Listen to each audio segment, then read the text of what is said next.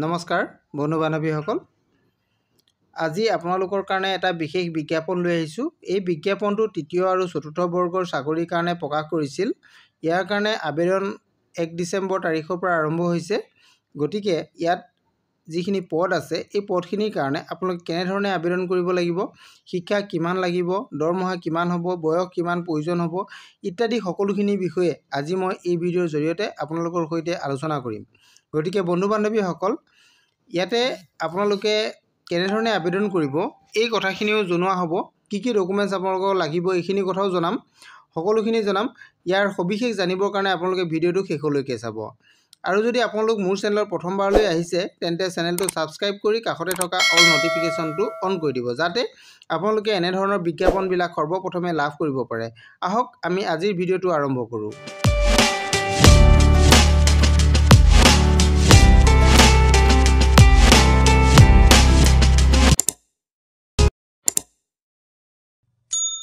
নমস্কাৰ বন্ধু বান্ধৱীসকল, আজি আপোনালোকৰ কাৰণে যিটো বিজ্ঞাপন আনিছোঁ বিজ্ঞাপনটো আপোনালোকে নিশ্চয় দেখা পাইছে। এই বিজ্ঞাপনটো যিকেইটা পদ আছে পদকেইটা আপোনালোকে চাওক। প্ৰথম যিটো পদ আছে এইটো দেখিছে আপোনালোকে সাইকো ছ'চিয়েল কাউন্সিলৰ, তাৰে পদ আছে এটা। আৰু এই পদটোৰ কাৰণে আপোনালোকৰ এছেঞ্চিয়েল যিটো মেইন কোৱালিফিকেশ্যনটো ইয়াতে কি বিচৰা হৈছে যে এনি ওমেন হ'ব লাগিব। আৰু ডিগ্ৰীটো আপোনালোকৰ ডিগ্ৰী বা ডিপ্ল'মা থাকিব লাগিব। কিহত? সাইক'লজি বা সাইক্ৰেটিষ্ট বা নাৰ্ছ ছায়েন্সত আপোনালোকৰ ডিগ্ৰী বা ডিপ্ল'মা হ'ব লাগিব, এইটো আপোনালোকক বিচৰা হৈছে। আৰু ইয়াতে ৱৰ্কিং এক্সপিৰিয়েঞ্চ 3 years যদি হয় তেতিয়াহ'লে প্ৰিফাৰেঞ্চ আপোনালোকে লাভ কৰিব, নন গভৰ্ণমেণ্ট হওক বা গভৰ্ণমেণ্ট হওক কথা নাই। আৰু ইয়াৰ কাৰণে আপোনালোকৰ দৰমহাটো দিয়া হৈছে 25,000, এইটো পাৰ মান্থ ফিক্স হ'ব। এইটো নিশ্চয় প্ৰথমটো বুজিলে আপোনালোকে। নেক্সট যিটো পদ আছে এইটো চাওক, মাল্টিপাৰ্পজ ষ্টাফ কুক। কুকৰ কাৰণে এটা পদ আছে এটা। আৰু এই পদটোৰ কাৰণে আপোনালোকৰ কোৱালিফিকেশ্যন আপোনালোকে চাওক। ইয়াতে বিচৰা হৈছে নলেজ লাগিব, আপোনালোকৰ লিটাৰেট হ'ব লাগিব। ইয়াতে কোৱালিফিকেশ্যন আপোনাৰ শিক্ষাগত অৰ্হতা কিমান প্ৰয়োজন হ'ব এইটো কথা উল্লেখ কৰা নাই, অনলি ইয়াতে লিটাৰেট হ'ব লাগিব বুলি কৈছে। নলেজ এণ্ড এক্সপেৰিয়েঞ্চ আপোনাৰ থাকিব লাগিব। আৰু হাইস্কুল পাছ ইয়াতে বিচৰা হৈছে। আপোনালোকে এইটো নিশ্চয় দেখিছে, high school pass or equivalent will be preferable. তেতিয়া আপোনালোকে যদি হাইস্কুল পাছ কৰি আছে তেতিয়া আপোনালোকে প্ৰিফাৰেঞ্চ লাভ কৰিব। আৰু এই পদটোৰ কাৰণে দৰমহাটো আপোনালোকক 14,000 টকা পাৰ মান্থ দিয়া হ'ব। নেক্সট যিটো পদ আছে এইটো হৈছে চিকিউৰিটি গাৰ্ড।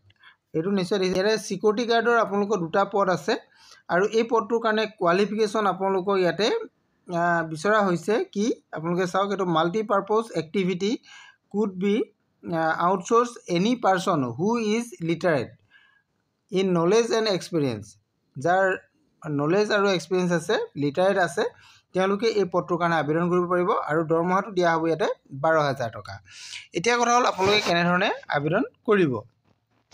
আৰু আবেদন কৰিবলৈ হ'লে ইয়াতে আপোনালোকে উল্লেখ কৰা আছে, আপোনালোকে চাওক, self attested copies of all educational qualification documents আৰু certificate, experience certificate, age proof certificate, আপোনালোকৰ আধাৰ কাৰ্ড বা পেন কাৰ্ড, এনেধৰণে ডকুমেণ্টছসমূহ ইয়াতে আপোনালোকে দিব লাগিব। এইখিনি গোটেইখিনি কথা ইয়াতে উল্লেখ কৰা আছে 1 নম্বৰ কলমছত, আপোনালোকে চাই ল'ব পাৰিব। আৰু ফৰ্ম জমা দিবৰ কাৰণে আপোনালোকৰ যিটো ডেট হয়, ডেটটো মই আপোনালোকক জনাই দিম। আপোনালোকে কোন তাৰিখৰ ভিতৰত জমা দিব লাগে সেইটো ক'ম। এতিয়া আহক বয়সটো আপোনালোকৰ 21 বছৰৰ পৰা 40 বছৰ ভিতৰত হ'ব লাগিব। 21ৰ পৰা 40 বছৰ আপোনালোকৰ জেনেৰেল কেটেগৰী কেণ্ডিডেটসকলৰ কাৰণে। আৰু যিসকল SC আৰু ST কেণ্ডিডেট তেওঁলোকৰ কাৰণে দিয়া হৈছে 5 বছৰ। এইটো আপাৰ এজৰ ৰিলেক্সেশ্যন। এজটো আপোনালোকৰ 1/1/2025লৈকে ধৰা হ'ব। আৰু OBC আৰু MOBC সকলৰ কাৰণে 3 বছৰ দিয়া হৈছে।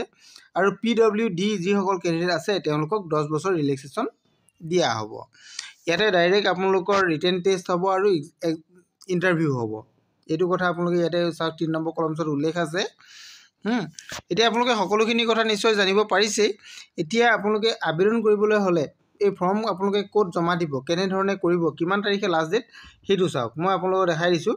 যিহেতু পদকেইটা যোৰহাটৰ পৰা আহিছে, যোৰহাট DC অফিচৰ পৰা আহিছে, আপোনালোকে এই অফিচিয়েল ৱেবছাইটটোত যদি যায় তেতিয়াহ'লে সকলোখিনি কথা জানিব পাৰিব। ইয়াৰ আবেদন প্ৰক্ৰিয়া 1 ডিচেম্বৰৰ পৰা আৰম্ভ হৈছে আৰু 10 ডিচেম্বৰলৈকে ইয়াৰ আবেদন চলিব।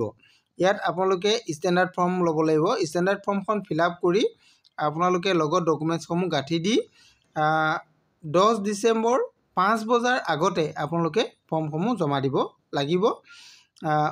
আপোনালোকে ক'ত জমা দিব লাগিব এইটো কথা নিশ্চয় আপোনালোকে জনা নাই। ইয়াতে মই মেইন অফিচটো দেখাই দিছোঁ।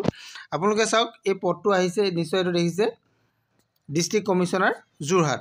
এই অফিচত আপোনালোকে ফৰ্মসমূহ জমা দিব লাগিব। তাৰিখটো আপোনালোকে অলৰেডি গম পালেই যে কেনেকৈ জমা দিব লাগিব। আৰু ইয়াতে লিখা আছে, এইটো চাওক, আপোনালোকে এই বস্তুটো চাব পাৰিব।